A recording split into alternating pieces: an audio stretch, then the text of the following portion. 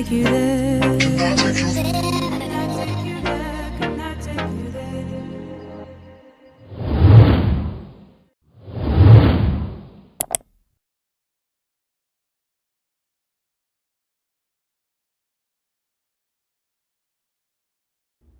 Assalamualaikum warahmatullahi wabarakatuh. Shalom, Om Swastiastu, Namo Buddhaya, dan salam kebajikan. Halo teman-teman, apa kabar semuanya? Semoga kalian di sana selalu sehat ya, dan yang lagi sakit semoga lekas sembuh. Terdapat pepatah yang mengatakan tak kenal maka tak sayang. Oleh karena itu, perkenalkan, nama saya Nadia Rahma. Di sini saya akan menjelaskan tentang produksi internasional. Nah, di sini teman-teman ada yang sudah tahu belum apa itu produksi internasional? Produksi merupakan aktivitas penciptaan nilai, sehingga produksi internasional merupakan aktivitas penciptaan nilai di luar batas-batas nasional. Lalu, kenapa sih perusahaan melakukan produksi internasional? Karena terdapat yang namanya perdagangan internasional, di mana perdagangan internasional memiliki tujuan untuk menciptakan hubungan ekonomi yang saling mempengaruhi suatu negara dengan negara lain. Dan perdagangan internasional juga memiliki tujuan untuk mensejahterakan masyarakat di suatu negara. Untuk menciptakan nilai keunggulan kompetitif, perusahaan melakukan aktivitas penciptaan nilai. Aktivitas penciptaan nilai inilah yang disebut dengan aktivitas produksi. Seiring perkembangan teknologi yang semakin maju, memicu perusahaan untuk melakukan produksi secara internasional. Jadi seperti itu teman-teman. Lalu, hal-hal apa saja sih yang harus diperhatikan dalam melakukan produksi internasional?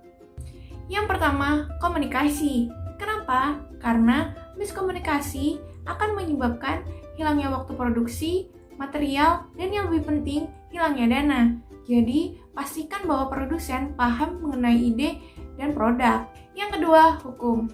Mengetahui legalitas usaha di luar negeri sangat penting untuk manajemen risiko. Bisnis perlu memiliki pengawas untuk mengawasi fasilitas produksi dan memastikan berjalan secara legal. Yang ketiga, kontrol. Kurangnya kontrol dapat menyebabkan bisnis mengalami masalah seperti keterlambatan pengiriman, penundaan bea cukai, dan bahkan menyebabkan perputaran yang melambat. Yang keempat, budaya. Memahami budaya adalah hal yang penting. Sebelum melakukan pembangunan manufaktur, perusahaan perlu menjalin hubungan dengan produsen. Karena dengan hubungan dan kepercayaan akan menyebabkan perusahaan mengalami perputarannya semakin cepat dan peningkatan pada produk. Selanjutnya, merancang sistem operasi. Pertama, rencana lokasi.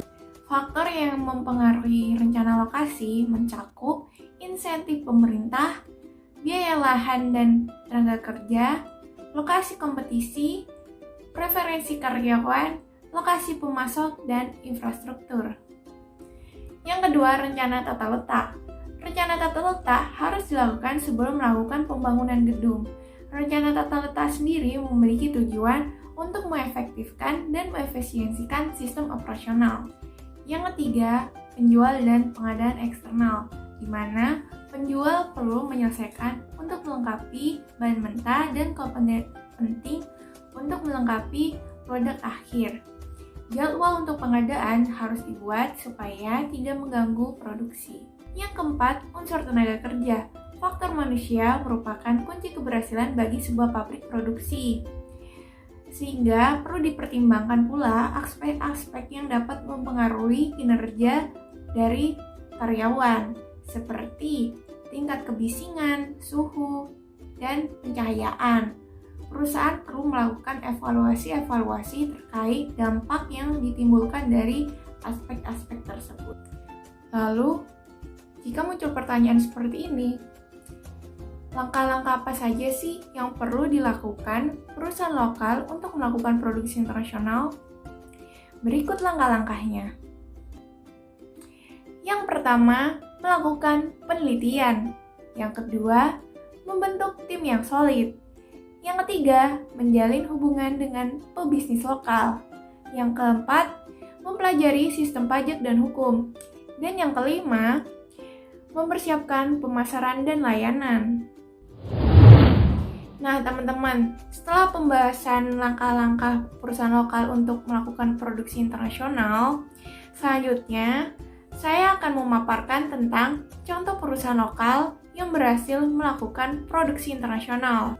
Saya mengambil contoh dari salah satu perusahaan makanan terbesar di Indonesia, yang bernama PT Indofood Sukses Makmur.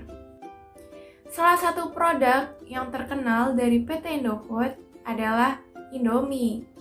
Indomie merupakan mie instan top 10 paling favorit di dunia.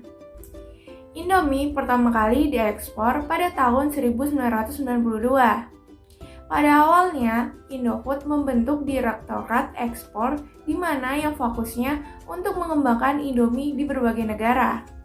Indofood dalam membangun brand Indomie di pasar global dengan melakukan kampanye masif melalui berbagai macam promosi. Indofood memenuhi pasar secara konsisten dengan menjaga ketersediaan produk-produknya. Negara awal yang menjadi tujuannya adalah tempat di mana tenaga kerja Indonesia banyak bermukim, seperti Malaysia, Hong Kong, Taiwan, Singapura, dan Arab Saudi. Di samping itu, Indomie juga banyak dijumpai di negara tempat pelajar Indonesia bersekolah, seperti Amerika Serikat dan Australia. Untuk mempermudah proses ekspor ke seluruh dunia, Indomie membangun beberapa pabrik di luar Indonesia, di antaranya di Malaysia, Arab Saudi, Suriah, Mesir, dan Nigeria. Jadi berawal dari permintaan produknya semakin meluas menyebabkan ekspornya meningkat. Untuk mempermudahnya, Indomie membangun beberapa manufaktur di berbagai negara. Nah, itu dia tadi seputar penjelasan gambaran tentang produksi internasional. Nah, sehingga dapat ditarik kesimpulan bahwa produksi internasional merupakan aktivitas pencipta nilai berupa produk yang dilakukan di luar batas-batas nasional. Dengan adanya produksi internasional akan mempermudah perusahaan tersebut untuk melakukan distribusi produk-produknya dan akan menjadi lebih efisien. Untuk melakukan produksi internasional haruslah mempertimbangkan beberapa hal. Salah satunya adalah tata letak, lokasi, tenaga kerja, hukum, dan lain sebagainya. Sekian penjelasan dari saya mengenai produksi internasional. Semoga apa yang saya sampaikan dapat menambahkan manfaat dan pengetahuan untuk kalian semua. Mohon maaf apabila ada kurang lebihnya. Terima kasih sudah menonton. Dadah!